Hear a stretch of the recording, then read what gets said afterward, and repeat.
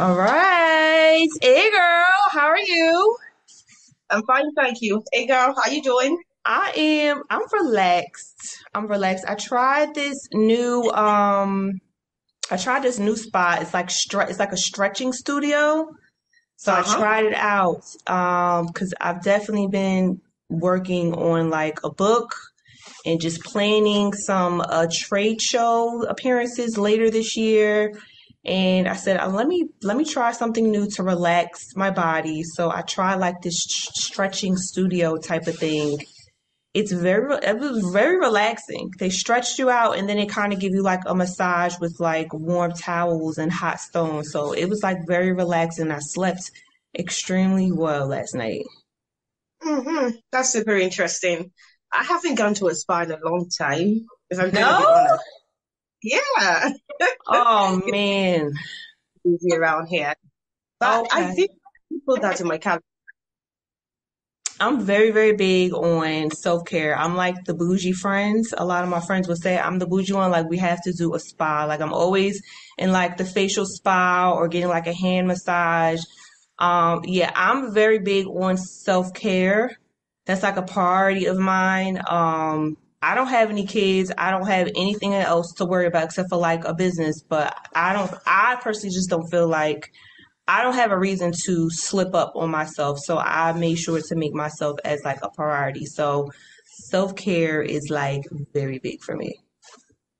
Thumbs up. That's amazing. I Yes. actually do encourage that, honestly. And work around here gets really tough sometimes, Mm-hmm. But of course, anytime I get to have the time to, I Right. definitely will.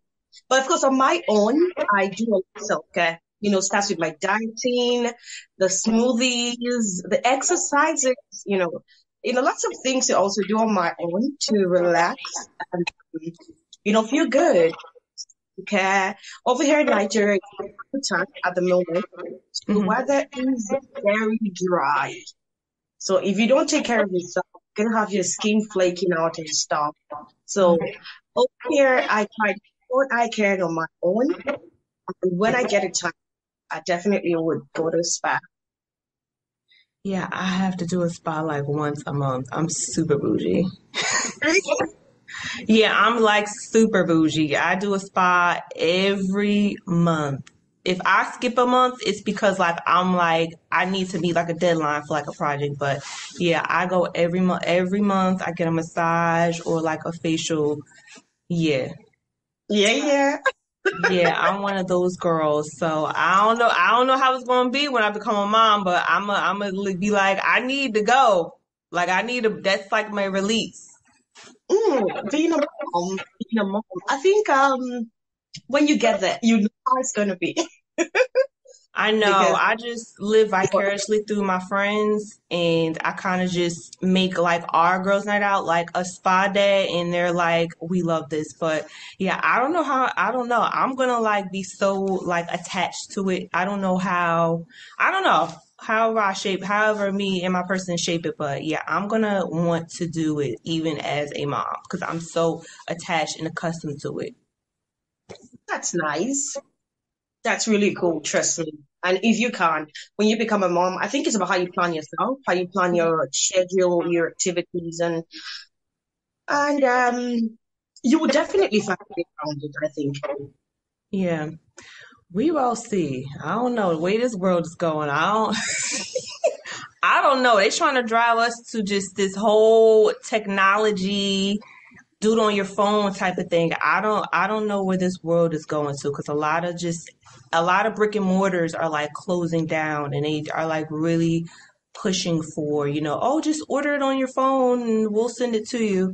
So I don't know how this world is going to be in like 20 years. It's going to be interesting. Maybe, maybe then you could easily order, and whoever is going to do the massage could come over to your house and get it done.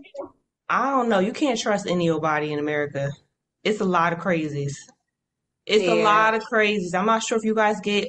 are news, but it's a lot of crazies. Like a lot of people are like losing their minds because jobs, number one, are not secure. Like a lot of companies are laying off.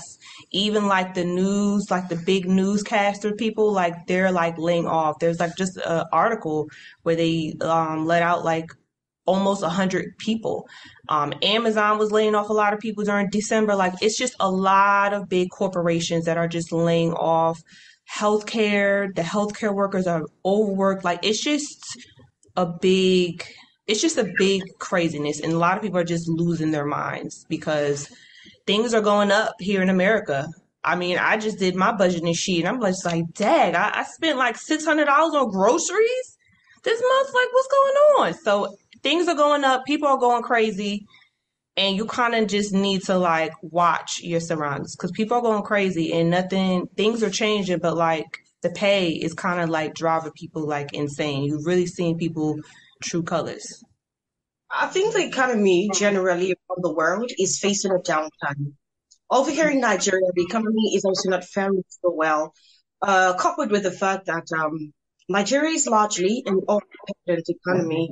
So you find a lot of companies trying to downsize because over here, Nigeria unfortunately doesn't have any single government-owned working refinery.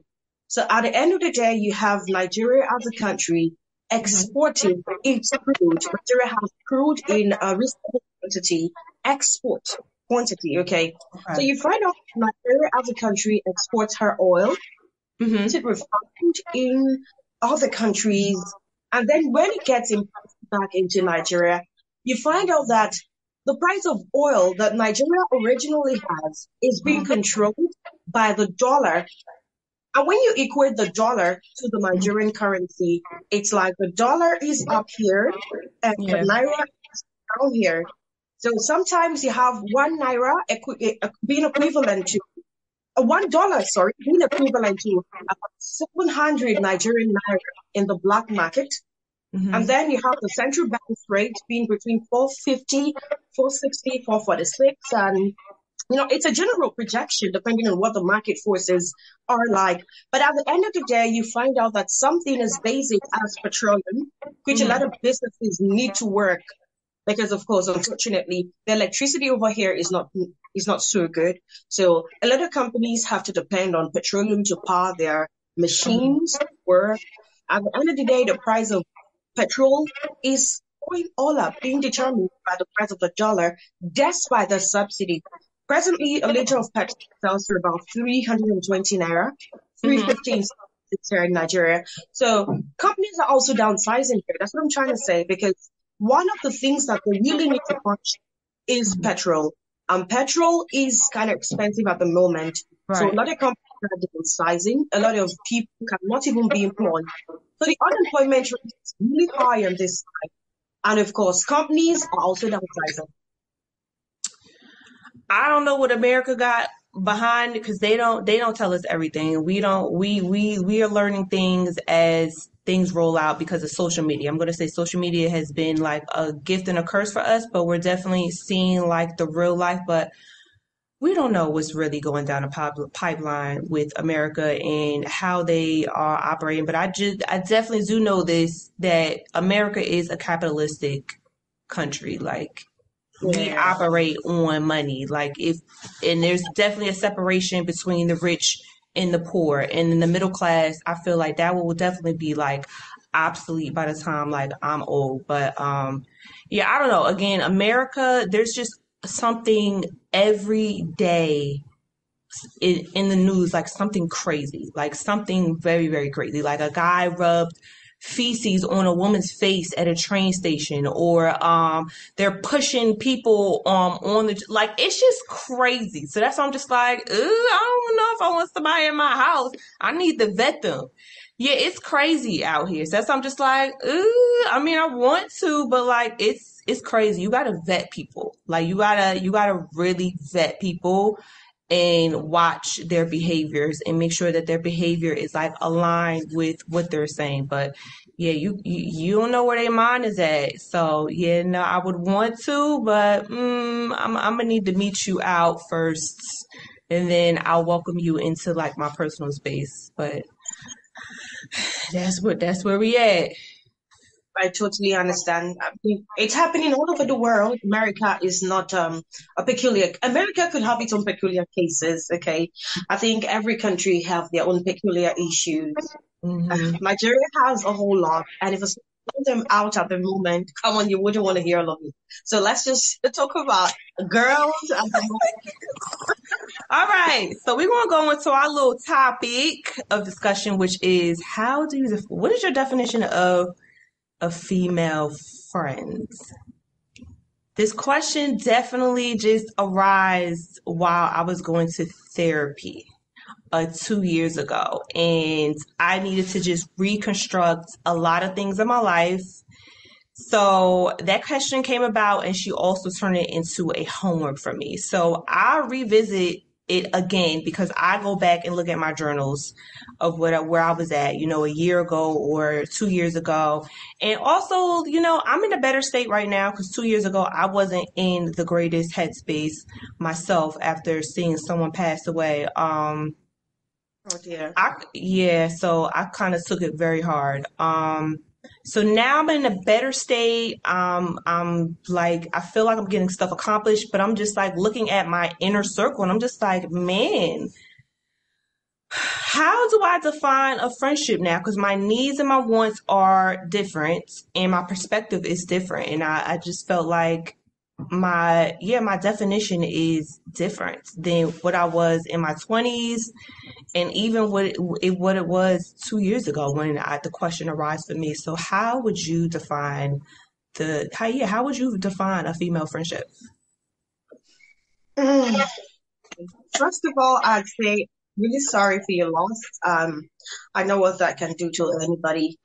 And I'm talking about female friends. How would I define a female friend? First, I like to define the word friend as a different entity. A friend is someone who kind of shares your life, shares my life. Mm-hmm. Now, a female friend is a lady who shares my life, a lady who is to date with what's happening in my life.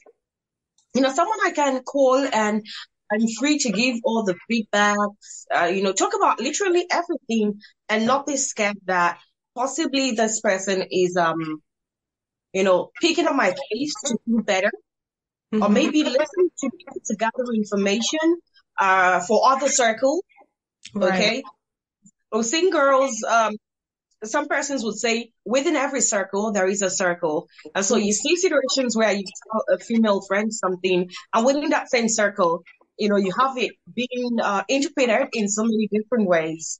So Mhm. I feel like a female friend is someone I share my life with, someone I'm comfortable talking about literally everything with, like everything, work, relationships, Mhm.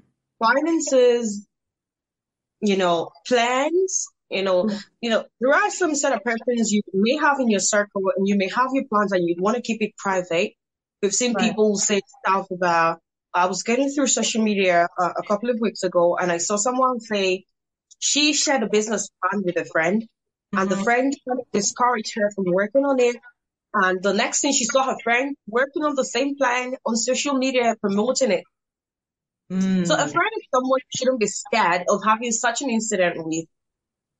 So for me, I'd say a female friend is someone I am very comfortable. I am afraid to share everything about my life. Okay. I would describe my friendship now as a mid 30-year-old. Can't believe I'm about to be 35. Um, I would define my friend a very selective woman. I'm very selective, so I'm wording that wrong. So a woman that shares a similar life. I'm not gonna say lifestyle, but a similar skill or similar interest as mine. Um, we're able to share emotions. We don't have to agree on everything, but we're able to talk stuff out, whether it's good or bad. My friends are like family. I don't use the word friend loosely like that. So if I call you a friend, you are like family to me. And they also do check-ins with me. I'm very big on in-person experiences. I like feeling someone's energy or watching their body expressions, like the whole, like when you laugh, I laugh. We're just, just being girls, like using our attributes as a woman. I want to experience that instead of just, on the social media. So yeah, I feel like a woman who has been fully vetted, because people just kind of just use you nowadays, or they just have their own agenda, and they are like family like to me, and they also just do check-ins. Check-ins can just be a phone call every other week. I'm not one of those needy friends where I need to be on the phone with you every day. But every other week, I think it's good. Just checking in. Hey, how you doing? Just wanted to see how you doing. I missed you. And also a girls' night out in person. I think once a quarter. I'm at the age where a lot of women are setting their life as they have a family, or they have a child, or they have everything plus a house. So that's a lot to manage.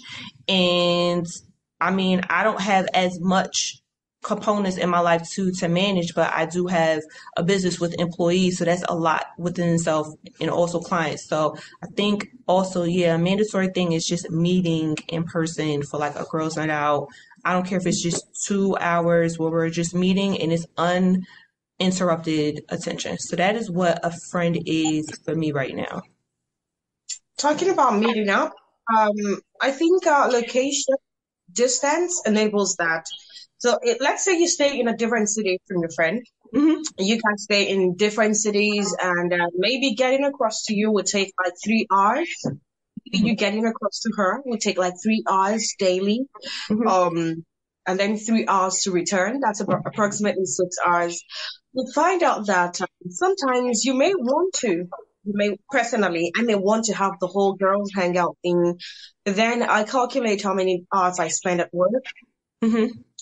I work for someone. I work for someone, so I have my work shift. So Hmm. I calculate how many hours I get to spend at work, and then get home, take care of things around home, and then I find it really difficult sometimes, the entire meetup thing. But I feel like social media has come to bridge a lot of the gap. I'd say WhatsApp precisely, because WhatsApp has made video calls very possible.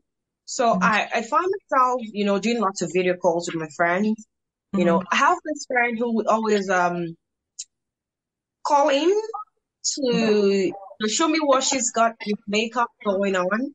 I kind of have some good knowledge on makeup. She'd sometimes call in on video call, like, Symply got no hair.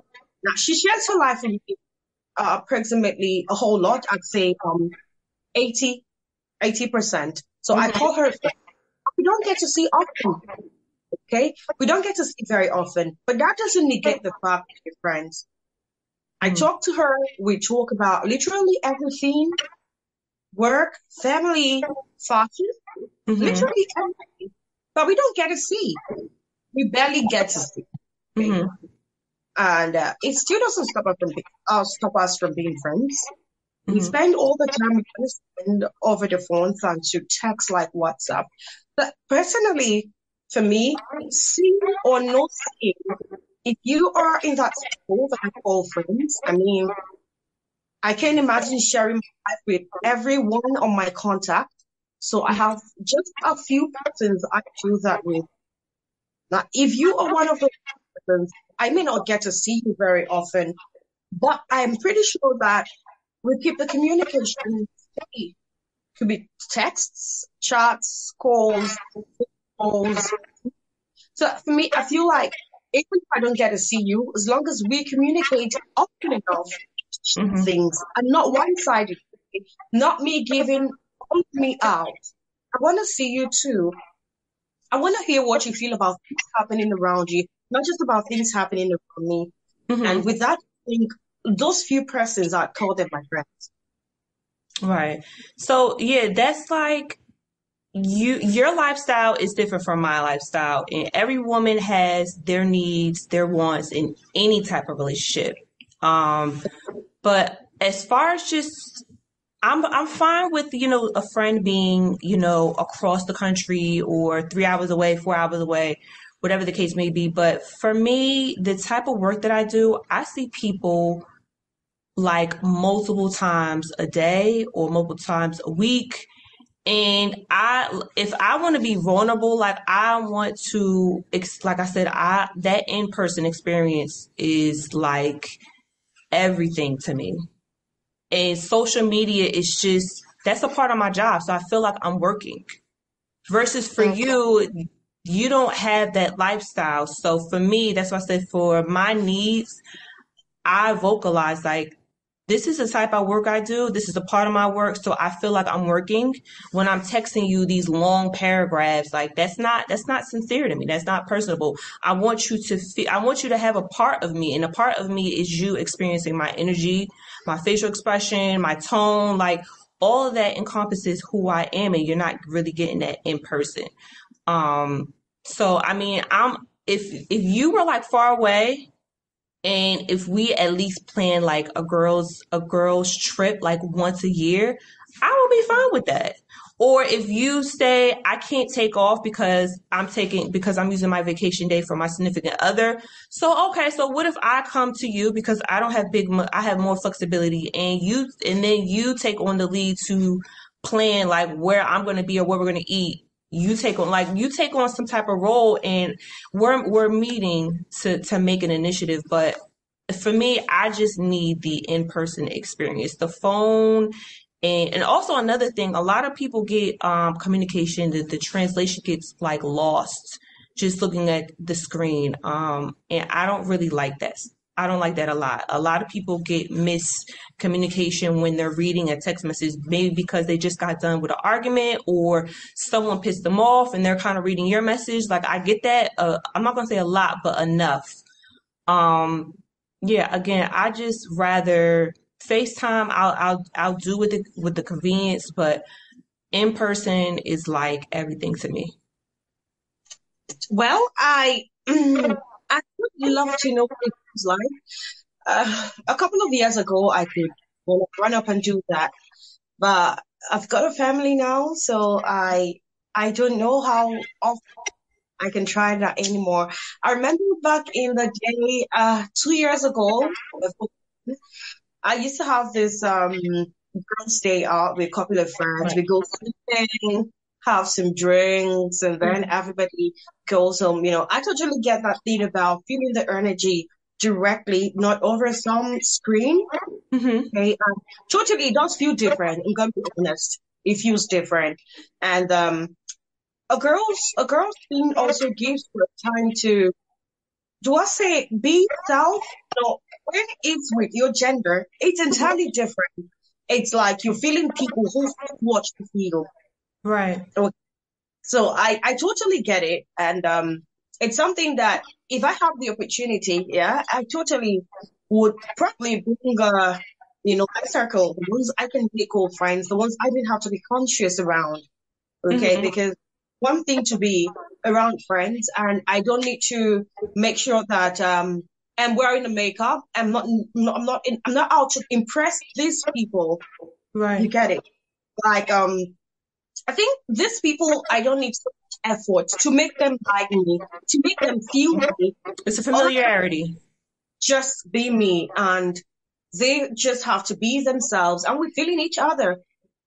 Okay, that's what the circle should be about. And when it's physical, I must admit it has its own purpose.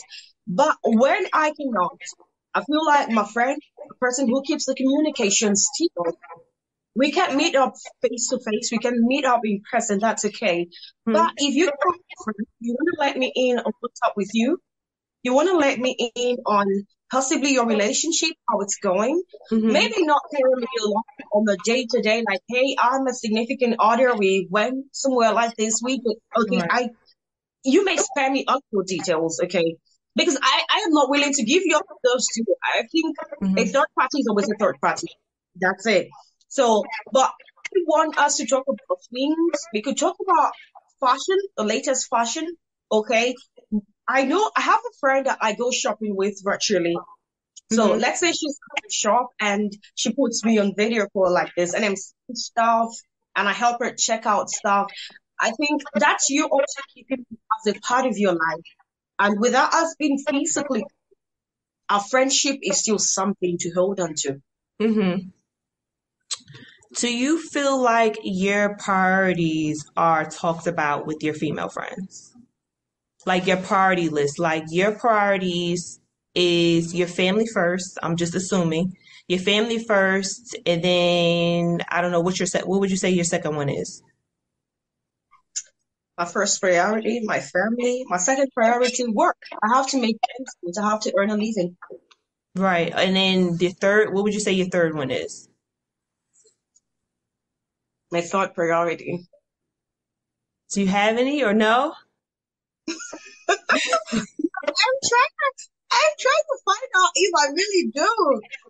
I think I don't know. Honestly, I feel like my family is it on my list first, and maybe a lot of things revolve around like even the work I do Mm-hmm. because uh let's say I get a new position and it doesn't favor my family. I have to still consider my family in any moves I make at work. Right. I can up and travel. I have to consider is my baby still a toddler? Yeah. Because my baby need to go everywhere with me. So I think family at this stage is at the center of everything. Okay. Every even my trips to my girls, I have to consider my family. I have to be sure that my family is at a place where it can function without my physical presence. Mm-hmm.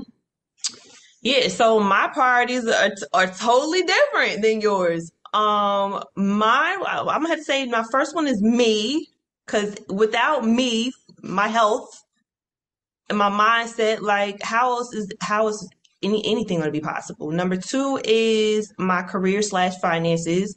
I want to be able to be yeah, I want to be able to have like investments or funds just in case something happen. And when I start my own family, I want my finances and my career to be set for myself. And then my third one is dating. Like those are my three priorities. Your third one is Dating.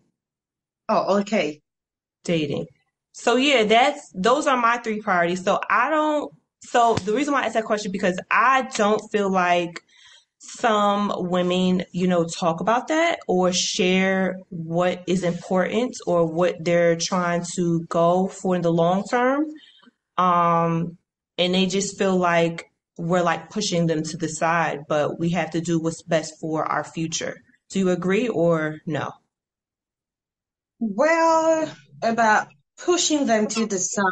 Well, not pushing them to the side, but like I'm sorry, I can't talk or I can't attend this because, work, I have to do work or I have my family to provide for. You understand what I'm saying? I'm trying to. Could you please say that again? Yeah, sure. So some women, they want to talk, they want to call, or they just, they just want to have fun. But I'm sorry, I can't do that this weekend because maybe I'm working overtime, or maybe my child wants to try this new amusement park, or maybe my child wants to try like a new hobby. Like my child is first. So I need to provide. I need to be there. I'm not pushing you to the side, but maybe some other time. And some females, just they kind of feel a way about that, but you're doing what's best for your future. And your future, the importance of your future is, which is your priority, which is your family or work, because you need to feed into you need to nurture those things to keep it going. Yeah, I totally get what you're trying to drive at. And I think this is where the dynamics of our different lives come into place. Because I didn't know you mentioned our priorities being different initially. And that's Hmm. because our lives are different. And, life's choices are also different. Hmm. Ours are different. Some persons who believe in divinity will tell you that. I mean, our destinies are different. Of And so course.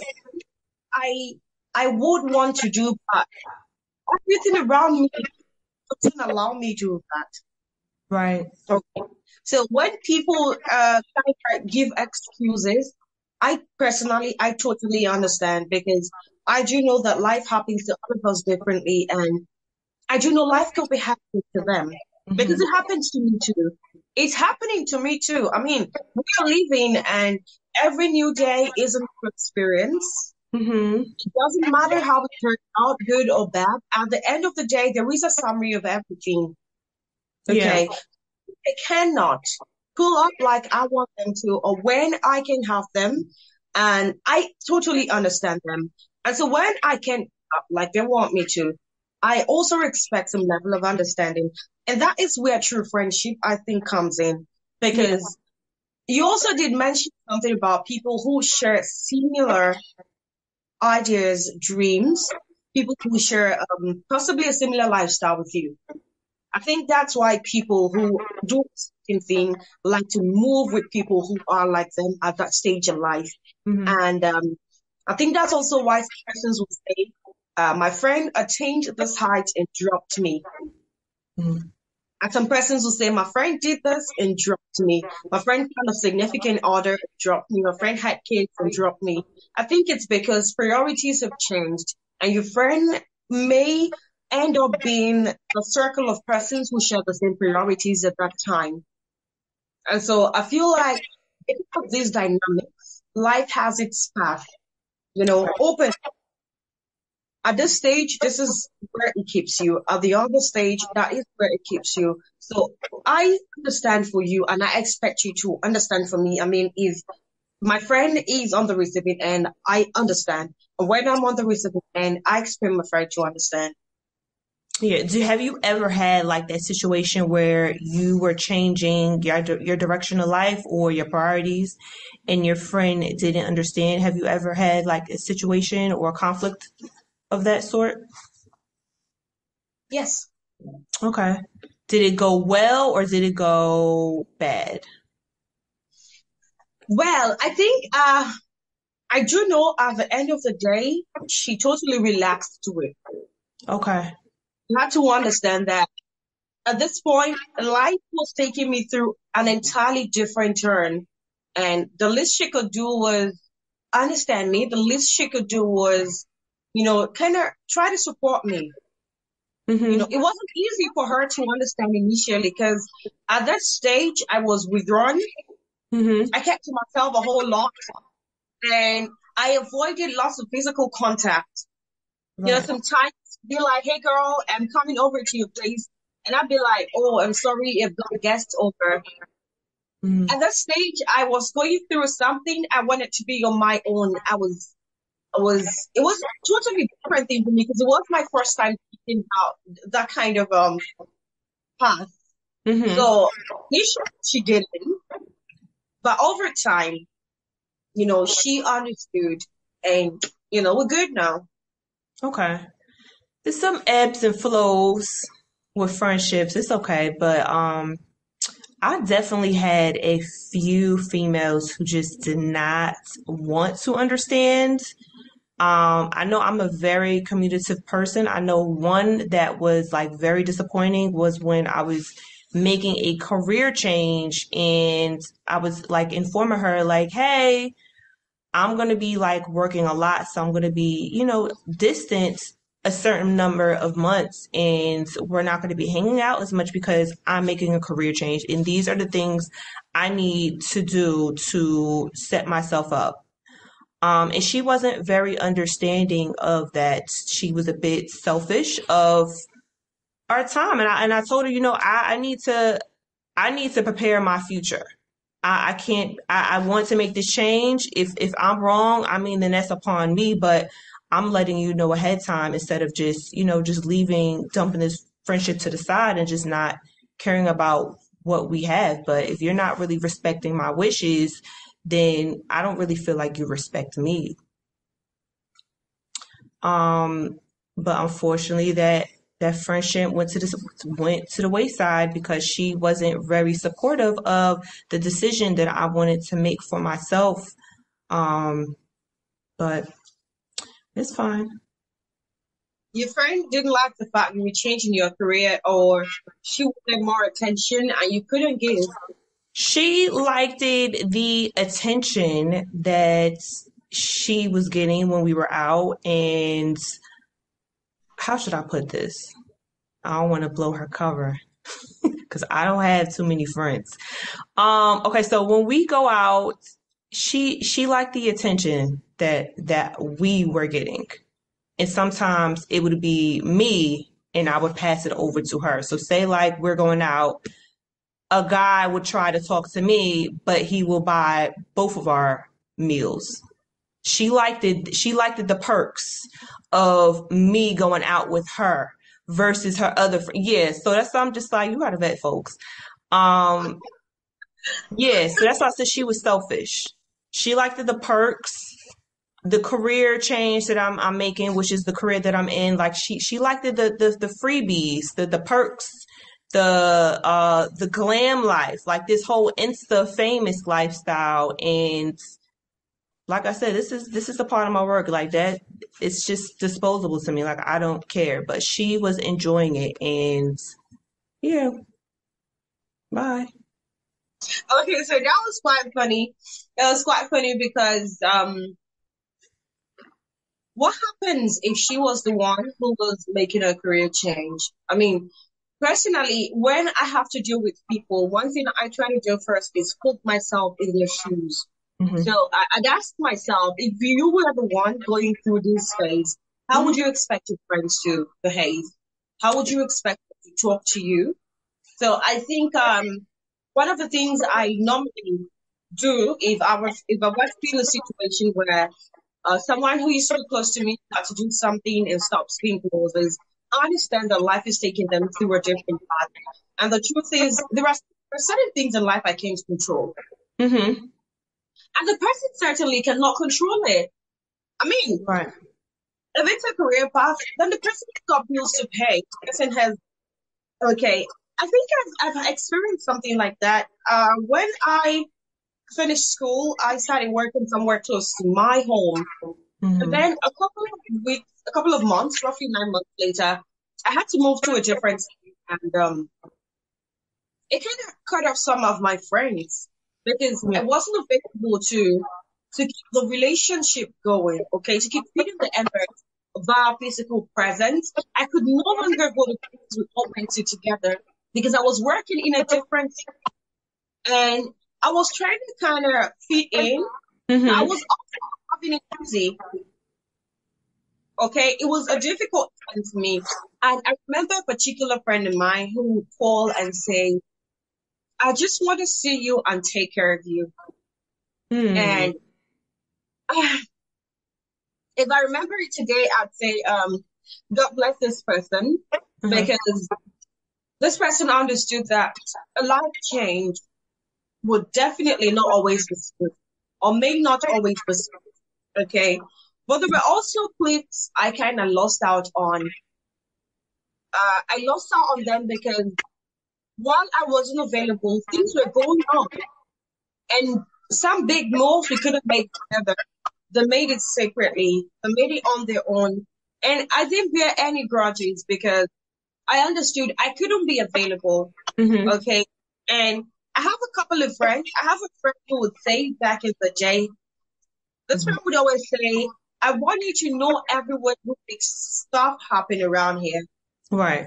Because this friend believes that these people make things happen, and this friend already has a contact to them, Hmm. and fitting me in on them would also make things happen on my own side. So there are people who understand, and people who do not understand. I just cut them some slacks. I cut them some slacks because I don't also know why they can't understand, Yeah. and I keep living my life. I mean, my life doesn't have to stop because some persons do not understand. Yeah, absolutely not. Everybody has their own rates of their lifestyle. If someone were to do that to me, which I've had before, like she was changing her life, and she also just relocated, but we still keep in touch to this day. I respect it. As long as we are able to communicate and you articulate, like I'm like totally fine with that. But if you just were like that previous woman, like you were just in it for the perks and That was it. Like you wasn't really my friend because of me. You were my friend because of the perks that were around it. Um, Yeah. but I mean, as far as like you communicate and we keep the communication, like that's like the baseline, the foundation of a friendship, I think, is if How you communicate. You said, how do I what? how did you feel about, the friend's attitude? The first woman, Yeah. I was, Lord have mercy. I was getting tired of just like losing friends because it was around like the end of my 20s and like us females we kind of just go our separate ways and I didn't really have that talk where females kind of just go their separate ways. So I was a little frustrated that I was just my friend circle was just getting smaller and smaller and smaller. I just had this mindset like we're gonna be friends forever. And yeah, as you get older, like you really have friends to count. Yeah, as many for you have as many friends as you can count on one hand. Like that is really a true statement, and that was the term that I was coming to. But I wasn't really liking it because I wasn't liking the fact that my friend circle was just getting smaller and smaller and smaller. Um, and that started to happen for me around the age of 25. So I was just kind of getting sick of it, and I wanted to get to the roots of is it me or is it them? Like, what was the problem? I kind of just got to the root of it, and also just talking to older women. Like, is this normal for this to happen? Because I didn't have that talk with my mother. She didn't really, she just had an abruption of, life changes and she kind of just didn't have she didn't have friends. My mom has like 7 sisters and 8 brothers. So those were her friends. So I couldn't really ask my mother because she has so many siblings and then she has cousins that's around her age. So friends to her, they just come and go. So yeah, I was a little frustrated with that one because I was just tired of just like what is going on? Is it me or is it them? So I mean, once I got the talk, I got a clear understanding and found out that it's normal for it to happen. A lot of people go through it. It's not everybody's story, but it does happen. I kind of just got a grasp of it and just kind of just allow life to be life. I'd say I have an understanding of those things because some persons say the older you get, the smaller Hmm. your friend. And that's because life is happening to you and happening to every one of the persons you call friends. When I was in school, I used to have this clique. How many were we? I could count. We'll be up to about 9 girls, okay? We were about 9 of us in a group. And of course, you do know that within cliques, there are always cliques. Hmm. That would always happen with girls. And after school, a lot of us went home. Some of us got jobs in different cities. And, even the ones who were closer to you became distant. And the ones who were distant to you became closer. Yeah. Yeah, so I feel like life happened, in a very funny way. It has its twists and all of that. And the older you get, the smaller the circle becomes. And then you keep meeting new people. And sometimes I feel like at different stages in life, there are people who are coming in to fill the vacuum. Yeah. A friend of mine said, nature abhors vacuum. And if that is true, you find out that unless you're shutting people out, Hmm. at almost every stage, there could be someone who really wants to share that friendly space, who is open enough to share their own life with you and would Hmm. also want to give back. So over time, personally, also I'd say my circle has also reduced so much, Hmm. has reduced a whole lot. And at this point, my priority has family topping the list. Not like I don't care about myself, Hmm. but I think there's a stage you get in life, and caring about yourself is caring for people who depend on you. Let's say when you start to have children, those children are dependent on you You. Hmm. to a large extent. And If they get hurt, you're the one who's going to run out the skelter. Mm-hmm. So at the end of the day, somehow, you kind of see yourself sharing every bit of you with them. I mean, your time and everything. So I feel like at different stages in life, priorities differ and the circle also differs. Circles change. I have a That's how I dot feel about right it. now. I have a dot. No. Do you feel like community is important or friendship is more important Friendship, at your point in your life right now? I think the both of them have their different roles. Yeah. The Okay. two of them, two entirely different roles. If I am not mistaken, by community you mean uh let's say people who live in the same area with you, who uh they have the same goals. Okay, maybe a group in your workplace. I like to get a clearer picture of what you mean by community. Yeah, community like your acquaintances or your network of people that you know. Maybe you met them through business or maybe you met them going to like a yoga class. Just people you're familiar with or that helped you with something, but they're not in your personal space versus your friends. Your friends have seen you through the good, the bad, you're vulnerable. Um, they're more closer to you. But two of them have two different roles to play, if you ask me. So let's say your friend is one person, Hmm. and I'm pretty sure that I mean I'm referring to one friend now. There could be a group of friends, and within the group they could all be for your business. They could all aid your business growth. So Hmm. let's say I work in advertising. I work Hmm. in advertising, and I have a community from church. People I belong to, maybe a group with in church, Hmm. and now I have spread my contacts, Hmm. my prospects, my business prospects beyond my circle of friends.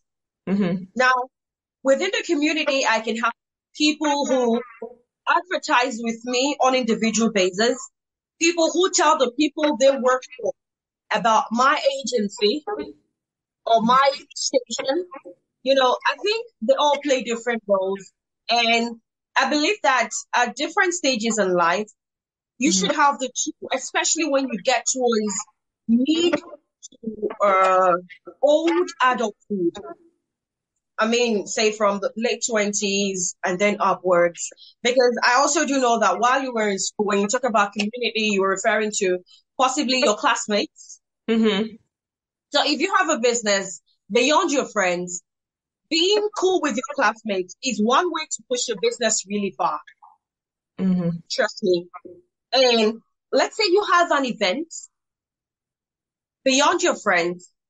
Who are the next person you should be expecting to have at your event, whether it's paid or not? Let's say there is a wedding in your family and you need to have your own tribe, Hmm. cheering you stuff beyond your friends. Friends could be like top 10, 15 in a group.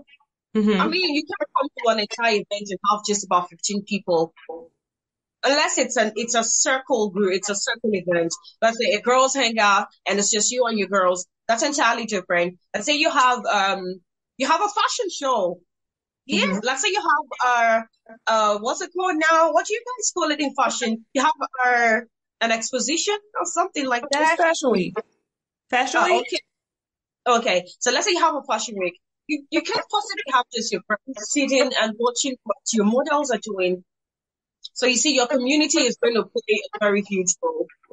This is where you come and tell them, oh guys, I have so and so event coming up on so date. So if you have time, please come check in on me. Now, communities also have some rules that may not be written down anywhere, but you know the thing about peer-to-peer support. It's almost an unwritten law for community members to turn up for each other. Hmm. It's almost an unwritten law. I mean, that's why people belong to communities, by the way. One of the reasons, anyways, is for people to turn up for each other. Right. So community and friendship they have different roles to play in our lives. They have two different roles. Okay. I feel like community is more important in my life than friendships for me. Okay. I feel like community is pushing me forward with the priorities that I have set for myself. Okay. Friendship is more of just an escape for me to just be me and keep myself grounded. But I also need to push myself forward in the three priorities that I have for myself, which is me, my career slash finances, and dating, because I could potentially meet my mate, my partner during what I do most of the time, most of my week. I'm not with my friends most of my week. All my friends have families or kids, and they're not doing what I'm doing. So for me, I think community is more important at my phase of my life than friendship. Okay. That's pretty cool too. Me, I think they have two different roles to play, and Of course. Mhm. at this point, friends are there for me to unburden when I have to talk about what's happening, talk about politics, economy, Mhm. relationships, talk about, just what's happening in the world, what's happening, what's on the news. I talk Mhm. about that with friends. Of course, I can just pull up in my community and instead of working on the agenda of the meeting or whatever the community is all about, I try to tell them, well, guys, the price of fuel is a, oh, come on, I can't just do that. Okay. So I have my friends to do all of those banter with. And for the community, I have the community agenda to work on. And of course, use them to my advantage and let them use me to their advantage. I think it's a give and take thing. Yeah, I don't know. The people who work for me, my team, I take them out every month. Like we have like our own type of girls' night out, and we don't talk about no work, nothing about work. And it's sort of like I'm talking to my girls, but it's not as personal. But I don't know. I don't treat people like a transactional type of thing. So that's why for me, that's why I said community is more important because I mean, I'm doing business with you, or you're helping my business grow, but I'm also just seeing the human in you. Like everyone wants to have a humanized moment and not just be a business transaction. But yeah, you're right. They do serve two different roles, but I don't know. For when I'm doing business with someone, I'm not just doing business. I'm also just knowing who you are as a human as well. I get it. I totally do get it.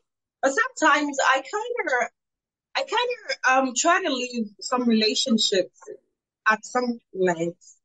Oh I yeah, there's mean, boundaries. Oh girl, I'm a boundary queen. Oh yeah, no, I'm not like telling them like, oh yeah, this is what I did to my boy. No, no, no, no, no, no, no. There's definitely boundaries, but it's just a little bit more of, I don't know, it's just a little bit more human. Like you just know who I am behind the work, behind the desk, behind the photo shoot, behind me just dressing you. You know who I am, and I don't need to spill over my romantic relationship or my mom relationship with you. It's just me, the core me, my identity. I kind of understand what you're talking about, and I like that angle too. I mean, Hmm. I like that angle to community too. I use my workplace as an instance. Hmm. Um, Maybe the girls in the environment getting to hang out. Where I used to work, we used to do that. And then I once had a boss who would say, if you're co-hosting a show with somebody, she would Hmm. always say, sometimes the two of you, just the two of you, leave the office space. You don't need to talk about relationships. It could just be talk about random things, just spend time in each other's do I call it Present. now? Spend time with each other outside of work. Yeah, to get the chemistry, understand your person, know that if you guys have chemistry. Yeah, I think that's pretty cool. That's really encouraged to me. I'd encourage it. But sometimes, there could be a thin line between knowing too much, and that knowing me. That could be a thin line. So boundaries are really important. And for people who do not really know how to handle boundaries, They may just want to leave community at, they'll leave work at work. Mm-hmm. Some persons would say, oh, well, you're coming to work not to make friends. I've heard people say stuff like that. So they may just want to, keep them at two different regions so things don't get out of hand. I think that's why sometimes people get careful when community is involved. So it's not necessarily transactional. It's about going through it what it is supposed to be and not giving it any extra so it doesn't grow out of control. That's it for some persons. And for me, I have also have the opportunity Mm-hmm. to build friendship within community, go out with my coworkers and try to, get to know each other. Mm-hmm. And during those meetings, uh, I would say that sometimes, Mm-hmm. it almost got too close. It Mm-hmm. almost did. I am going to be honest, especially where the community is small. Mm-hmm. When it is large, it could be different. It could just be a lot of persons just joking around, teasing each other. Mm-hmm. So I'd say there are so many dynamics depending on the community and also depending on the kind of time that is being spent. If let's say the time that is being spent is to plan an event, Yeah. let's say the community, there is an event planning committee or everybody comes together to plan an event. You see that because the activities of the community, whatever it is that is being met for, takes center stage. Mm-hmm. And for me, I think I get to know people not with the way they interact with me. Okay. I take my knowing people beyond how I with them. It could be how they talk to people within the community. It Mm-hmm. could be how they look at people. It could be how they greet when they enter let's say, a gathering of everybody. So for me, I feel like I don't necessarily need to spend extra time with my community to get to know the people within. And they may also feel the same way about me. They may also get to know me by simply watching the tiny details. Mm-hmm. Everybody has a different point of view. I don't know. Yeah, I just go about it differently. I just know I am very vocal when someone is pushing a subject way too far. I just told someone yesterday, like, I'm not interested in hearing that. That's not what I'm here for. Um, and the guy was just like, I'm sorry that I overstepped my boundaries, and he stopped. So I don't know. I just know I'm very vocal. I don't feel uncomfortable expressing it. I don't care if it's a man or a woman. And I say beforehand what it's for. And even when I'm with like my clients, like I have something particularly listed for under behavior, like any type of sexual harassment, gestures. Like I'm very, very vocal and meticulous about details. But everyone's not like me, so that's why I'm just like everybody has their different ways, their different angles. But yeah, I don't know. I just want to know a person a little bit behind the surface and make my own perspective about them instead of just seeing how they treat people. Because sometimes people put on a lot of facades. I mean, I have a lot of aunts and uncles, and I see how people operate. I just want to see for myself and make my own judgment, and yeah, and just go from there. But Yeah, I get it too because sometimes if you try to just watch from the end, you could have yourself misjudge them, and you can also find yourself running into conclusions for things you may not really understand. So let's say you are judging a person with the way the person talked to someone else without even knowing the two of them have issues outside of what you see. right. So I totally understand the idea of, getting to know a tiny bit, okay, so that you get to build your own opinion outside of what any other person may have, the role any other person may have to play in the Hmm. opinion building. Yeah, I totally understand that. And that's pretty cool. That's Hmm. pretty cool. Yeah, because everybody's just very transactional. I'm just like, girl, like, relax. Jesus, Lord, relax. Let's be humans. But I don't know. That's just me. I like to just relax a little bit and not be stressed over work. and kind of just get to know people. And that means you're building a family kind of team and not a team where work is work. I Hmm. guess you the kind of team where work is supposed to be fun. You're supposed to feel at home where you work because you spend the majority of your active hours in a day in the workplace. And that's a mentality that I personally would say kudos to. Okay. A lot of employers may not feel the same way. Some employers would say, if I make you too comfortable, you may lose your focus. Yeah. Exactly one of the reasons why they don't give the kind of friendly room within the community. I mean, the work community. So Mm. at the end of the day, I think I'd say different strokes for different folks. But I like your kind of ideology about work, about staff. I mean, Yeah. it doesn't always have to be the straight line between employer and employee.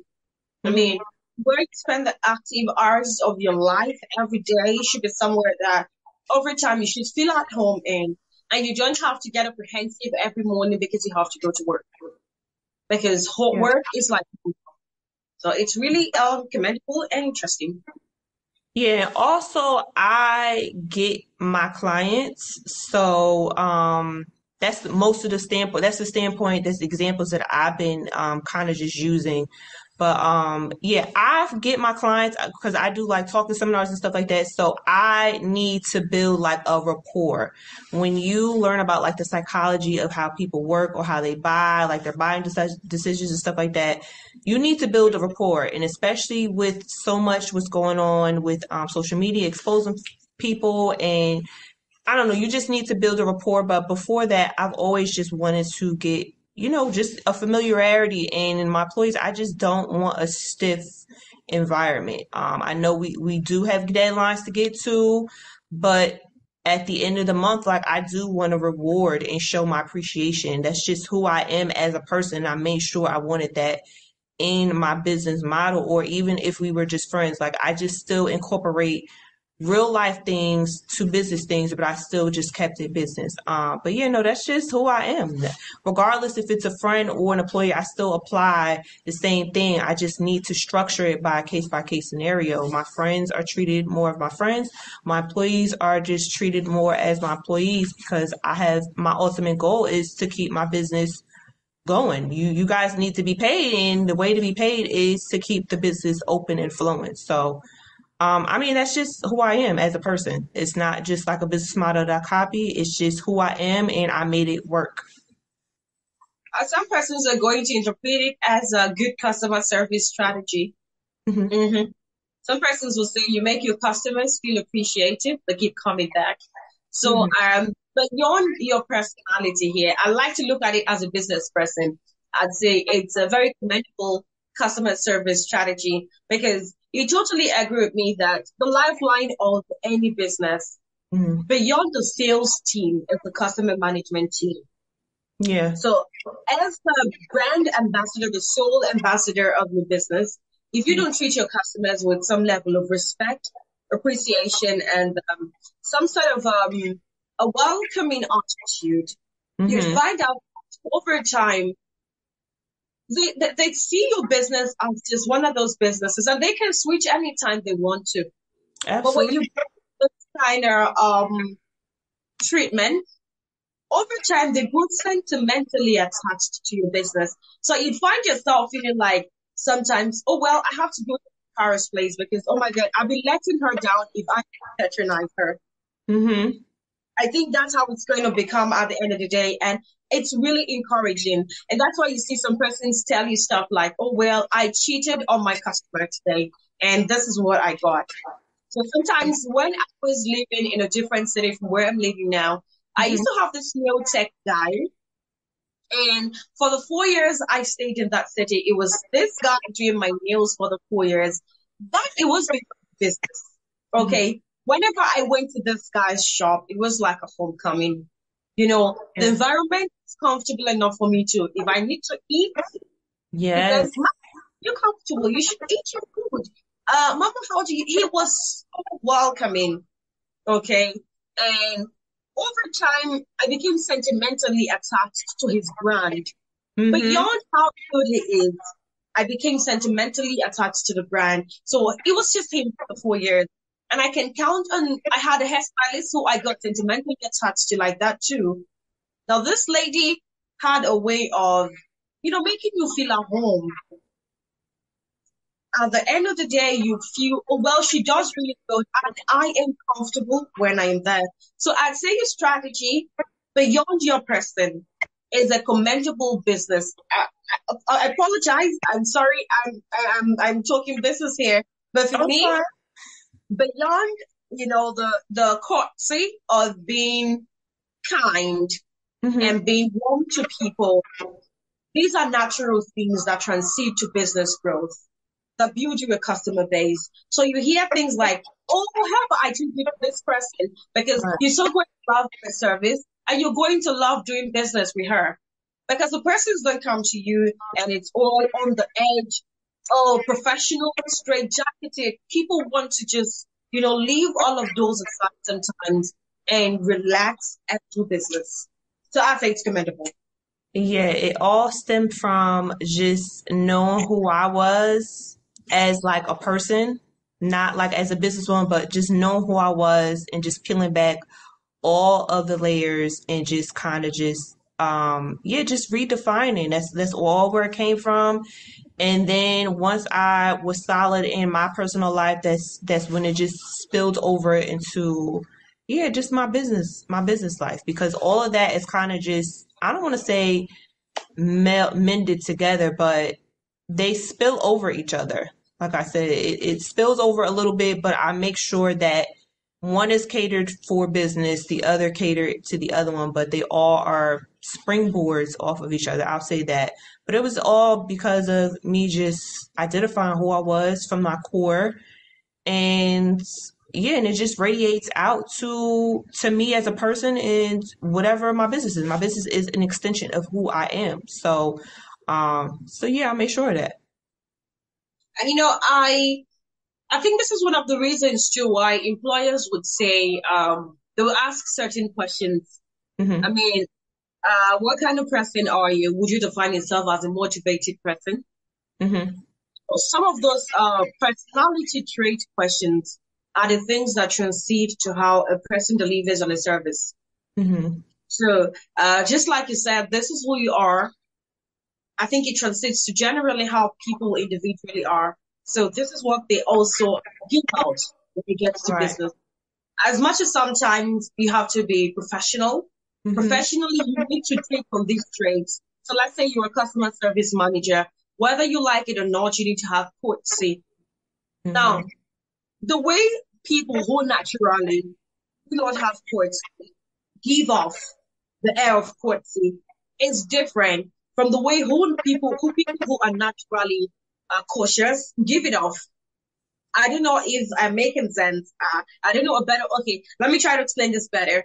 Let's say, the way someone who is naturally friendly would Hmm. treat a customer in a bit to be Rude. nice is different from when somebody who is not friendly is trying to be nice to a customer. You Yeah, I take can see.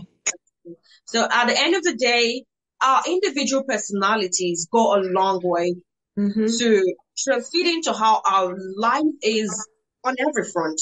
Business, interpersonal relationship, even within the community.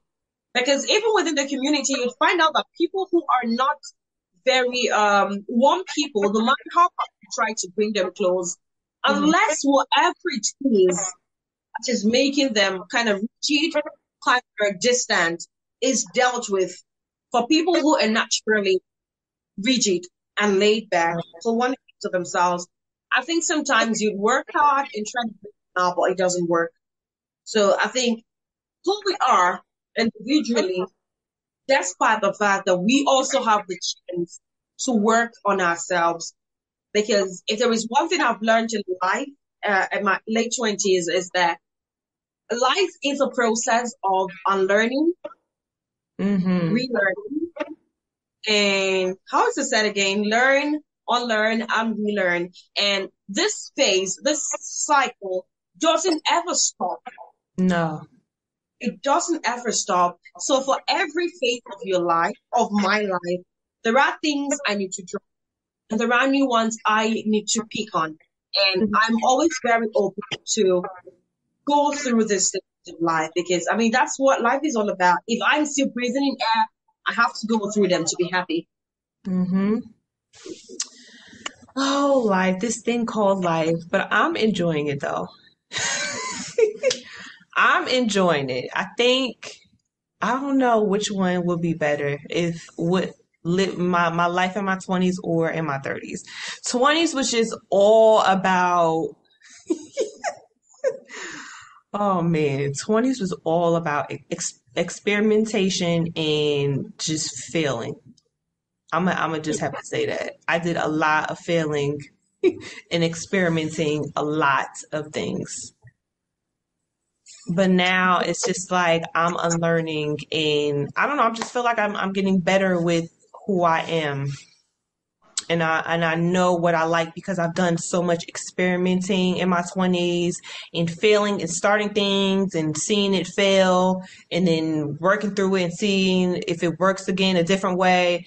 I've done a lot of just exploring and just seeing what's out there, what's best for me, and not just really going by what societal norms would say. But I don't know. I'm not sure which one is better. I don't know, but I definitely have fun in both. I'm having fun with both. Yeah, I was gonna say that's the fun in life. I mean, what's in life when you cannot explore? I Yes. mean, at the end of the day, you find out that if you do not explore, you find yourself being in an adulthood where you feel like, what if I had done this, my life would have been better. But then you have passed the stage of doing that. Right. So personally, I don't regret my explorations, the ones that failed. And sometimes I feel like maybe if I had done this, it wouldn't have ended up the way it did. But I also remind myself that the reason it failed Hmm. is for life to decide. But I am here because that failed. If it didn't fail, I probably would have been there, right? Yeah. If You for wouldn't be every the person you are today. yeah. So at the end of the day, I feel like all of those things are what make life what it is. In my early 20s, I did do a lot of exploration. I Hmm. think I did most of my exploration between 25 and 27.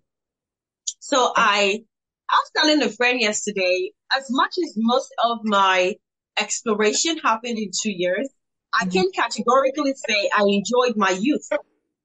Yeah. Yes. So I won't grow up a cranky old lady because everything people do, I look at it because I haven't been there. I may not understand it. So I try to poke holes in them. I try to see the faults in them. But because I lived my life, I experienced what these persons are experiencing. I could just sit and smile and say, you know what? I can bet this is going to end this way, but don't worry, just be safe while you try it out. I think experiencing all of those things give me memories to live up on. Okay. So I can, today sometimes sit down and laugh about something that happened over 3 years ago, 4 years ago. And I'm like, oh my God, did I really do that? Those are the memories that make the future worth, uh, do I say living? They're the things you look back and smile. Yeah, I've done a lot of stupid stuff. I explored my whole 20s. And half of it my parents was paying for my life. So yeah, I explored my whole 20s. Um, I knew I was not interested in being a young mom or married in my 20s. So yeah, when I explored, like I explored traveling, I just explored in every little of the sense. But I mean, I can't complain. I did what I had to do as far as, career wise. I wasn't strung out on drugs or anything, but I just explored life and what was out there, what was best for me, and different jobs and different opportunities. But I definitely cannot, I don't regret anything. Yeah. But now, like that, I'm unlearning things and I'm doing things based on my terms. I'm not really sure which one is more fun. The now doing things based on my terms or what I was doing in my 20s, which was like kind of just living by society norms, but just exploring the options to seeing what's working. I don't know. Well, I still gotta think about it. one thing it does for me is, like you said, I start to get rid of the care I Hmm. have for what society thinks. Yeah. Right now, I just want to do what is right, okay? Hmm. And as long as no one is hurt, I really don't give two hoots what anybody cares about, what anybody feels about it now at this Right. stage. And I think one of the things I'm also thankful for is that while I was exploring, I didn't do things that I would have to regret forever Hmm. because there are some things that would give you, would leave you with memories that would keep you regretting. Oh yeah. It's just like the thought that just keeps popping in your mind. Yeah. Or maybe there is a scar somewhere that reminds you of that every time. So while I am grateful, I have the chance to explore my youth Hmm. and take the risks because I think at that stage you take the most risk. Like you do things that you remember and you're like, well, did I really brave up to do that? It gives you the shivers. But then I'm also thankful that none of those things left me with a scar. None Yes. of those things left me with a blacklist or something. Hmm. And at the end of the day, I'm grateful. I lived it and I didn't leave. I don't have to live with it. I Hmm. lived it. I lived it, but I don't have to live with it. You get it? Yeah. So at this point, I just allow life take me through the journey while I do what is right. And of Hmm. course, also understanding that sometimes what I consider right may not be right to the other person. Hmm. So I leave myself open to understanding that if this person feels hurt or offended by what I feel is right, it's in the person's right for me to stop. Right. As long as I'm not getting hurt if I stop. So I think that's basically what life has been with me and taught me so far. Yeah. We're going to get into our little eavesdropper of this discussion. Let me see. Yeah, what did you All right. Hey, girl. Hi, a friend. What? Oh, I'm going to ask you a Yeah, question. what's a friend? What is your definition of a friend? My definition of a friend is there are very few of them because friends are people that you can call in the middle of the night about anything, 911 emergency. You should have very few real friends. Everyone else in your life, even the people that you love, can be our acquaintances. Okay. And outside of friends, there are people you talk to. They come and go, seasons, whatever the case may be. What do you call the people that you socialize with? That's assuming I socialize. So there's that. What do I call them? I call them my friends. So colloquially, I think we Americans use the word friend differently, right? In Greek, when you say love, there are probably 7 different ways to say love in the Greek language. Yes, different kinds of love, and different emotions connected to it. It could be friendship love, brotherly love, whatever. So I digress. Friends, I call the people I socialize with my friends or coworkers. Okay.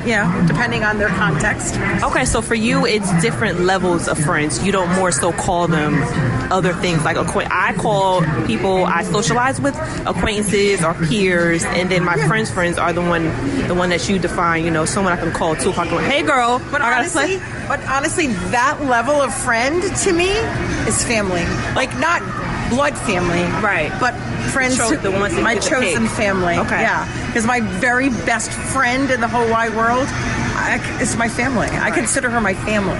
Right. Okay. Thank you so much. You're welcome. All right. Yeah. So Americans call literally everyone friends. That's really interesting to know. Yes, that's why I emphasized. I was just like, yeah, let me separate who my friends are. Like, that's why I was like very meticulous on who I call my friends. Yeah, you'll hear, oh yeah, this is my friend. And I'm just like, how long have you guys known? Oh, we just met. And I'm just like, that's your friend?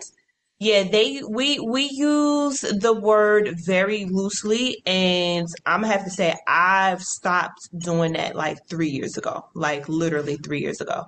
But yeah, we use the word friend very loosely, and I've even had to like compartmentalize and write down what I should call other people, like acquaintances. I mean, I see you, twice a year during Fashion Week, and then I got my peers, people I see when I go to yeah, I had to like compartmentalize. But yes, Americans use the word friends very loosely, knowing doggone well y'all not friends. Like the real meaning of friends, the Okay. sustainable relationship type of friends. Mm-hmm. Personally, I have always had that almost loose usage of friendship Hmm. until one time when someone I'll carelessly refer to as a friend, because I think it's carelessness. I think it's people not giving too much thought to the Hmm. word. The way people would easily say, "Hey, love," and then some other persons would say, "Oh, you don't use the word love so loosely." I think it's almost similar to what's happening with the word friend here. And then some persons would always just think it's about anyone I communicate with as a friend. And then, even at work, they refer to their colleagues as friends and all of that. But over time, I personally have learned to also do the differentiating. When people you feel like, I think I started being this conscious when I realized that some of the persons I referred to as friends, I Hmm. didn't really know them. Hmm. I didn't know them. So let's say I would mostly refer to someone in my community as a friend, and the person is getting married, and I'm not aware. Yeah, that's not a Wait, friend. that's friends, yeah. That's The not a friend. longest from my high school days, my secondary school days, the very day she got engaged, she snapped a picture of it and sent to me. The Yes. very the very minute she got that ring on. And I did the same. I did the same. And I think the very moment I realized that this person I would consider to as a friend, Hmm. she was getting married and I didn't know I stopped referring to the person as my friend. Hmm. That's I think that was when I grew up. And over time I have also found myself cutting some bridges. Some persons that ordinarily are referred to as friends and give extra consideration. And I realized that they live their lives and they carry some persons along, Right. but they don't carry them along. I give myself a boundary because you've already given it to me without speaking it. So the best thing I can do for myself is to respect the boundary you already gave me. Hmm. Something happened, I think it was January last year. Someone I refer to as a friend, and when her now husband wanted to propose, he got me to plan initially it was her birthday, Hmm. and then I was part of the team that planned the birthday surprise. And a few months down the line, we had a fight, Hmm. and the engagement happened. No one told me about it. I had to hear it from other persons. You know how I felt? I felt like these are the ones you consider your friends. Right. You don't consider me a friend. Because I don't think that fighting with you makes us less of friends. Hmm. I mean, if we fight, we make up. That's what friendship should be. So if we fight and somewhere in my subconscious we fought and we say, and then you were getting engaged and you planned it with some persons within our same circle, it means you already counted me out as your friend. So I had to give myself the boundaries. And after that incident, I had to really count what friendship really is. Okay. I had to reciprocate. I Hmm. had I didn't wait for people to choose me. But even when I choose you, I watch your energy. If you're not giving me the same energy, I go hard. If I love hard. So if you're not giving me the same total energy, I Hmm. stop. And I don't blame you for that. You have life priorities. We are two different people. If this person's favor is better, that's fine. Yeah, it's just some crazy situations where you just need to make decisions on what's best for you. I know I had this one incident where I was living in Florida and my friend was living in New Jersey, which is like 18 hour. It's like an 18-hour drive, but if you take the plane, it's like a 4 hour plane ride. So I was a distant, but we were still communicating. She was about to get married, but she was just not the most organized woman. So she had planned where her wedding was going to be, and she had changed the location of her wedding the week before. And I'm like, girl, your wedding is in another state and I'm flying up. Like, what's going on? Like, how I have to change my whole arrangement. Why are you just now telling me this? You're planning a wedding. It's not like you're planning a banquet or a convention. Like, you had to shift a lot of things over. Like, why are you just now telling me about this change? And you know, I'm flying in my hours away, and then I have to change my hotel. Like, it's a whole process that I have to do, and you're just not telling me this a week before. Like, I have a problem with this. And she wasn't really interested in having that conversation. And I didn't end up going. Like, it was just a lot. It was a lot that was going on, and she wasn't very communicative on what was important or where our friendship stood after that. I totally understand how you felt about that incident because I believe that the persons that she possibly had considered friends, she let know of the change of plans. I mean, she must have even changed plans with them. I Hmm. mean, these are things you don't just do on your own. Wedding plans are things you could probably talk to your friends about, see what's up, how about we get to change our location and stuff like that. So, um, I totally understand your sentiments and how you felt about what she did. And if I was in your shoes, I would have felt the same too. It's a whole wedding, Yeah, it's not a like it. whole wedding. Like, you have to change when you change your venue. You have to change your. She had like a different chef coming to cook, like a catering company. Like, it's like different components you have to also move to the location as well. So I'm just like, how can you not let the people that's coming from out of town not know this? Like, that's very inconsiderate. I totally understand how that made you feel. And did you guys stop being friends after that? We had a discussion afterwards. Like, I let a month go by because I know they were going on their honeymoon, and I wanted to, I wanted everything to kind of calm down. I am considerate of like the things that's going on. So I allowed like a month to go by, and I followed up with a discussion. And again, she didn't really feel like what she Giving an did. She didn't feel like what she did was wrong, and I'm just like, I'm not understanding how you don't see that's not wrong. Like, what if you're coming to me, like, the things that you had to do, and I took off of work, like, I wasn't working for myself at that time. um I'm just like, yeah, no, this is very inconsiderate. Like, I just don't understand how you don't see what you did was wrong. And I said, so where do you see us standing as friends? Because if this is going to continue on happening, I don't really feel like you respect the friendship, nor do you respect me. And we just went our separate ways, unfortunately. Wow. So that was the end of the picture. Yes, yes, ma'am. Ah, Yes, that's ma'am. really sad. But then I also understand. Were you part of the bridal train?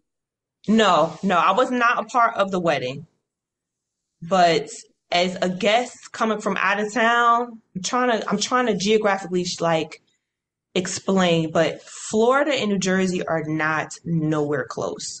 So when I'm booking a flight, you got to plan who's going to pick you up from the airport and take you to the location, the hotel. Like, it's a whole trip that I'm planning. And I took off of work. Like, it was just a mess.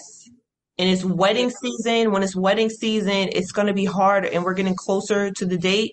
It's going to be harder for me to book, another hotel because she had changed a total different state. Wow. I can imagine. I wouldn't have felt good. That happened to me too. You know, sometimes I also, have this feeling about, for me, when I planned mine, there are some persons I carried along. Hmm. Okay. Now, these are the persons that I consider my friends. Unfortunately, I cannot carry everybody I know along. That's the truth. Oh, yeah.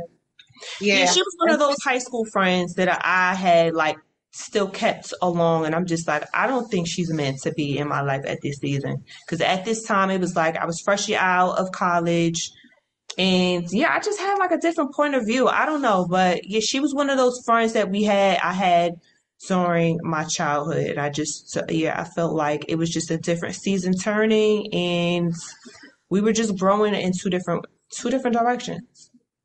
Yeah, I totally understand. And personally, if I have that talk with somebody and the person isn't understanding that what you did without informing me was going to inconvenience me, it means you didn't really think much about me being there. It was a case of if you are here, fine, and if you're not here, fine. So that's how I'm going to feel like the person takes me. So there are some persons that if you're having an event and you don't see, you're going to feel some type of way. That's the truth. So if you also don't feel about me, I would respect your decision and then having a conversation and you still make it look like it's not a big deal. I'll just let the Wow. friendship. Really, I will. Yeah, it was an interesting conversation. It was just an interesting conversation. It was definitely a learning curve, but yeah, I want to say that was like 23. It's over a decade ago. I have a lot of female friendship stories. But yeah, unfortunately that had to go. But yeah, she didn't have no bridesmaids. She's a little alternative. She's not your traditional type of girl. But no, she didn't have no bridesmaids. I know that was like your question that you asked, but yeah, she didn't have any. I guess she had an interesting wedding. I'll just say that. Some persons actually intentionally over here Hmm. decide not to have bridesmaids. Personally, I've got three sisters. Uh-huh. So sometimes I feel like I've got all the bridesmaid I need. Right, right. Sometimes, Save yourself the headache. yeah, I've heard people also share the same ideology. Like I've got sisters here, I've got cousins. So the whole bridesmaid drama is something that we wouldn't want to go into. So personally, sometimes I look at those things and I feel like, oh well, this is the person's decision because I know having bridesmaid is a different worry on its own. I mean, you've got to Oh, I consider what they heard. put there. Yeah, Oh, I you heard. have you have to make provisions for where they're going to stay when they come over. Not because you're being stingy with planning all of those, but then life happens to different people differently. I mean, some persons get married being heavily pregnant. Right. Yeah. And pregnancy comes with a whole lot of things. And then having to plan all of those things, some persons might find it really off. And I totally get it. Hmm. Yeah. So sometimes I feel like you don't want bridesmaids, that's fine. But there are friends that should be respected. And things like this, you should let me know of it. So how about I take permission and I tell my boss, I'm going to a certain city and my boss says, oh, while you're in this city, how about I'm giving you an extra day, attend this conference. And then you switch off of me like that. I'm supposed to make alternative plans work. Yeah, it's just crazy. You just never know what people are thinking.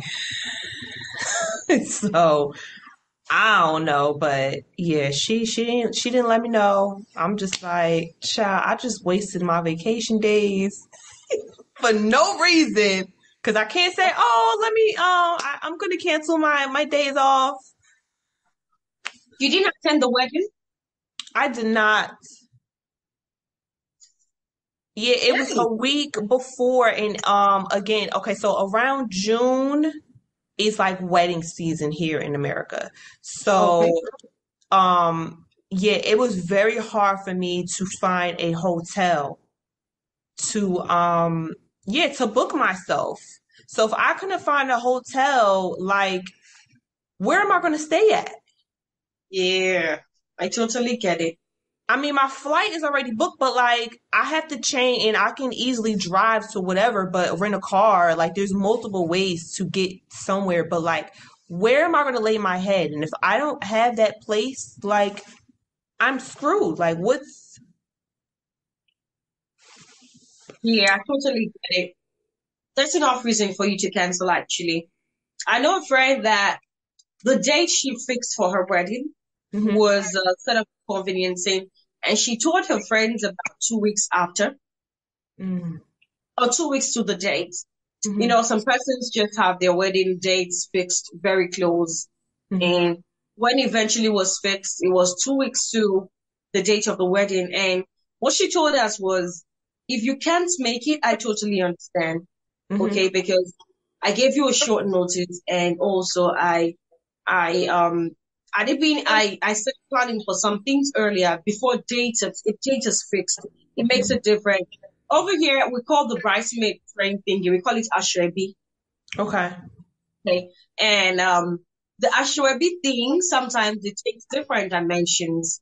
Some hmm persons have to make dresses beyond the conventional dresses. Some persons sometimes we have up to 4 sets. Okay.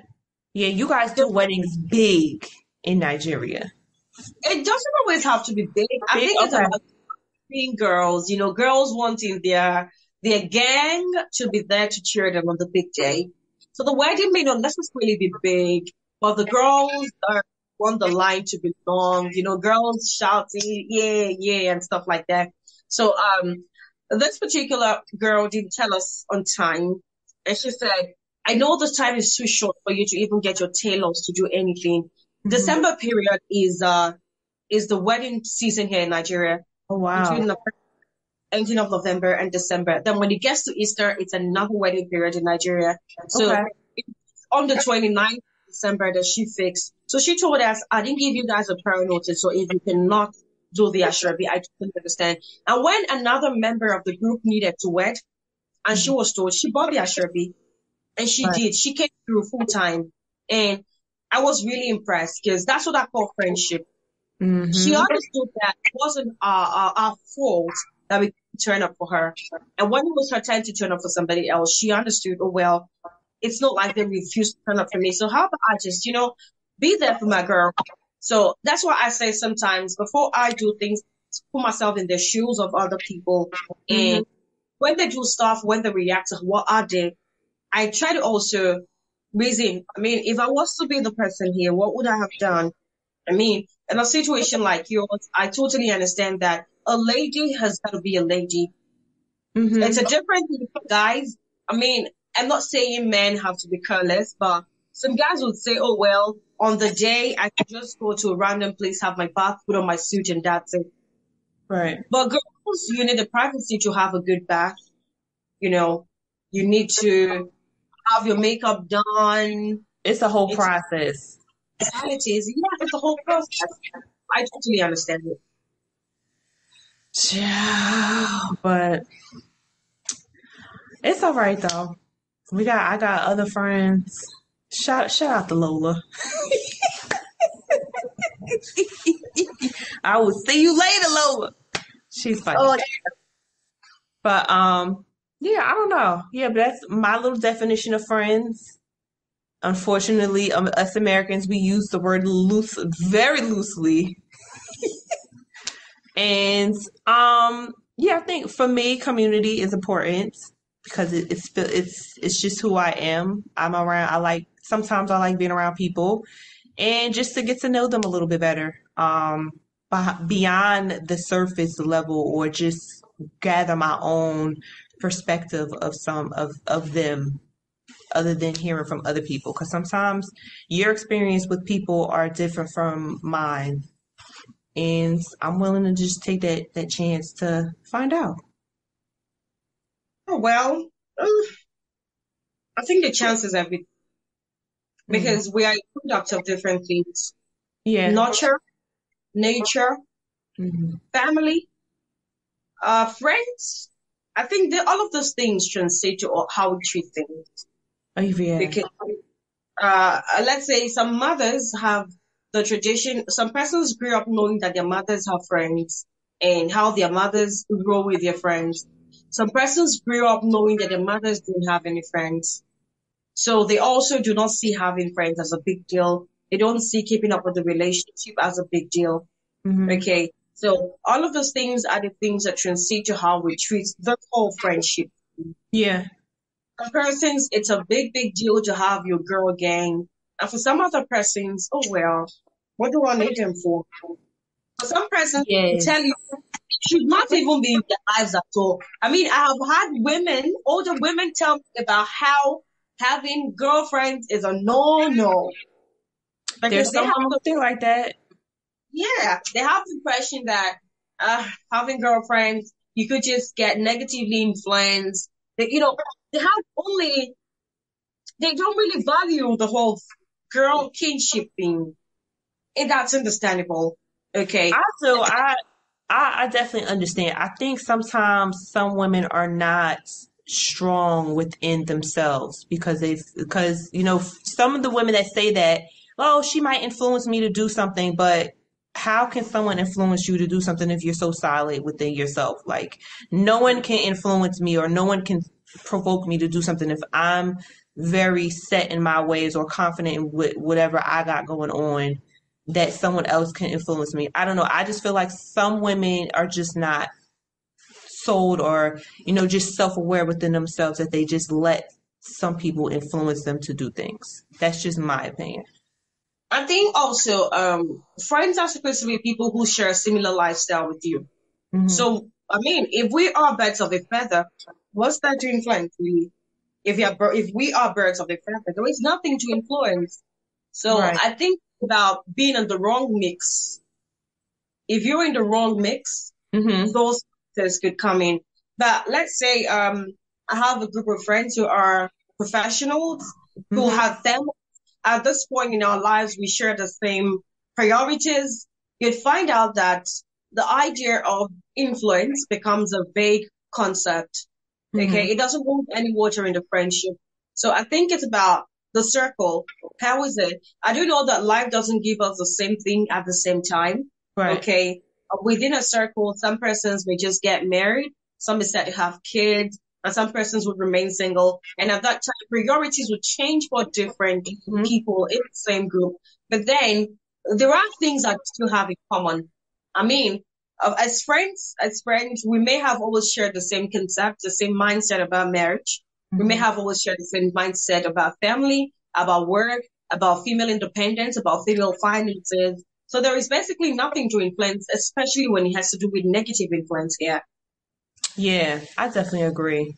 Cause my friend Lola, hey girl, she is full fledged mom. When I mean full fledged mom, like nothing comes before her kids, So yeah, and her husband and her households, and she's just very dainty. I'm not dainty, but she's very dainty, and I am. Huh? What'd you say? I said that's where life is with her at this point. Maybe when you have kids and a husband, Yeah. possibly you may become dainty. Possibly. I say, yeah, I tell her this all the time. Like, I don't know if you're trying to tap into my inner mom or something, but we still hanging in there together. I don't know. We have some type of similarity, but yeah, we've been friends almost a decade. I've always met her married, and we've gone through our ebbs and flows, but we are able to just have those authentic and just uncomfortable conversations where she is not able to attend or she's not able to talk to me as much because she has kids to raise and they're at an impressionable part of their years, and I may not understand it now, but when I get to it, I understand, but I respect it. Like we're always able to have these uncomfortable conversations, and I'm fine with it. Again, as long as we're able to communicate, it may not be right then and there. I'm like understanding, and sometimes I know there's times where she was like breastfeeding. She's like, "Hey, girl, I'm up. You know, I know you up. What you doing?" Like I'm cool with that. Yeah, I appreciate that. Hmm. and that's about friends sharing their lives with each other. I Hmm. mean, at this point, she didn't feel like, oh, she wouldn't understand my stage, no. And at that point, you didn't also give her the vibe that she was rubbing it in, or maybe she was, giving you a different vibe. I think that's one of the reasons why friends break up when their priorities change, because people's mindsets sometimes differ. So you hear people Yeah. say stuff like, oh, well, she's not thinking what I'm thinking at the moment. So how about I just go to people who think what I'm thinking? I mean, You sometimes, get, well, she breaks stuff down. Like we break stuff down to each other. and Like that's when because she, you value yeah, the friendship. You wanted to keep it. right. So yeah, she breaks stuff down. It may not be to a T, but it's broken down for me to understand. And I'm just like, okay, now I get it. Like, thank you for sharing, because I'm not a mom. I'm not in that headspace. Like, I don't know the inner workings or whatever your goal is within your household, which you don't have to share with me. But I understand now. But yeah, we're able to have so many uncomfortable conversations, and it's not an argument. It's just a uncomfortable conversation that needs to be ironed out. And some people are not okay with that. Hmm. That's man. I think it's about the persons involved too. I found myself in the past when I had less understanding of this entire thing, withdrawing from friends when Hmm. they get married. Maybe because we also did not communicate a whole lot before the Yeah. marriage happened, and then when marriage happened, the gap even became wider. Hmm. Okay. So I totally understand that for you, friendship is constant communication. And that's Yes. one thing that I take away from this conversation today. Like, it's one big lesson I've learned. And I feel like for those persons I really value after this conversation, I try to keep up more contact with them. That's it. That's it for me from today. And I've just come to realize in the course of this conversation that all of those friends that there seem to be a distance after Hmm. they got married. There is a possibility that, it was just me who gave them the space, feeling like, oh man, their probabilities, the things they think about now, their priorities have changed. And so the probability of them wanting to be in my circle is different. And when they also didn't reach out, I kept my cool. Yeah. Okay. It has happened with a lot of my female friends. They got married. I just have a few that kept on the conversation, but sometimes they didn't want to share, possibly because over here in Nigeria, there is this unspoken ideology about when you get to a certain age, you're expected to be getting married. Things about your mates are Oh, getting girl, married. I hear it all the time, child. Yeah. So they feel like, well, if I start to talk to her about things about marriage, she may feel bad in the sense that we finished school the same year, we're in the same age bracket, and I am married, I'm experiencing all of this, and she's not, especially where we have been friends long enough to share the same ideologies about marriage, about having a family. Hmm. So sometimes I feel like girls may avoid their friends because they don't want it to look like I'm rubbing it in. I'm making her feel more single. I'm rubbing the whole idea of my child this, my child that. When the two of us had always wanted to get married at a certain time, and then she didn't get married, I didn't get married. I don't want to talk about these things with her so I can make her feel bad. I don't know. I'm very secure in myself, and I always knew I did not want to be a young mom. I wanted to explore and I want to explore and just have enough resources for me to pass on to my kids. So when my friends talk about marriage or kids, like I don't feel any type of way, because again, I know what I want for myself, and you're not making me feel any type of way. for me because you have what I want, but I just Did, knew that I didn't. Hmm? did your friends know this about you? Absolutely. Aha, it makes all the difference. They know this about you, so they don't feel like they're hurting you in any way. They know this is, I mean, you don't care. It's a Yeah, different scenario. I don't know. But Aha. yeah, But in situations where your friends know that you wished, okay, quote and unquote now, you mhm. wished you were married to, you wish to have kids too. They may not want to share this thing so they don't feel like they're peeking on the soft spot. Did they communicate to you? Well, I'm not speaking for myself. I'm saying generally the things I've heard other girls say. But for myself, okay, you're talking about me and my friends who got married.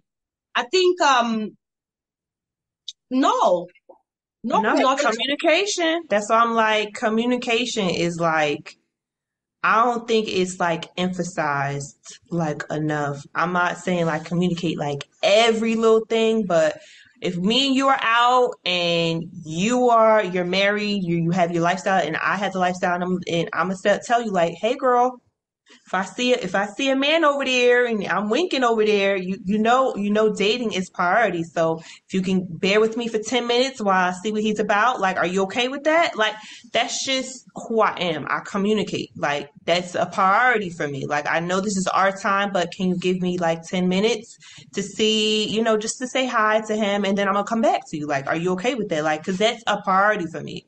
I vocalized that. Like I communicated that's where I want to go within the next few years. Like that's what I want. Like now I'm ready to move on to the next chapter of my life. And if you're not supporting of that, then I'm not really sure. But I communicate this stuff. Yeah, I totally get it. The communication gap, I think it causes all of the issues that may arise at the end of the day.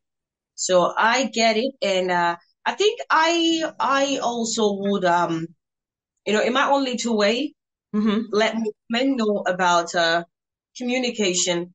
I mean, these things don't have to be so difficult, you know. They don't have to be so difficult. Yeah, I don't know.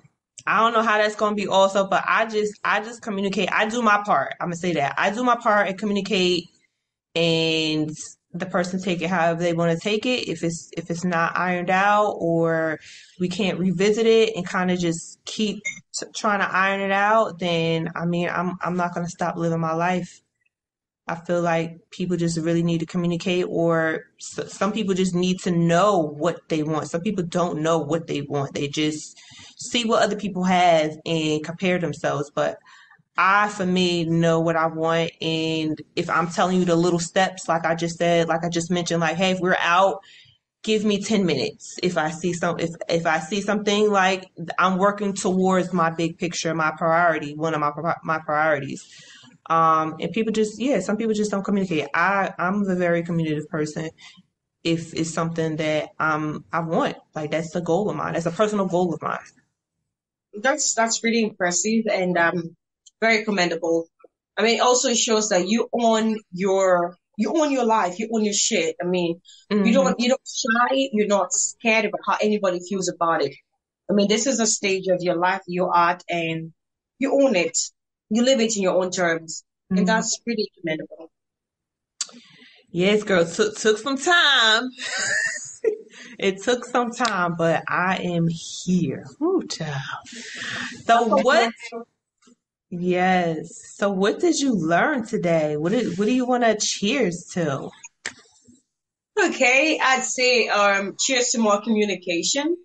Yeah, being more vocal about it and encouraging more women to be vocal about how they feel about stuff and also putting assumptions aside. I mean, it's about time we give people a chance to really say who they are, Hmm.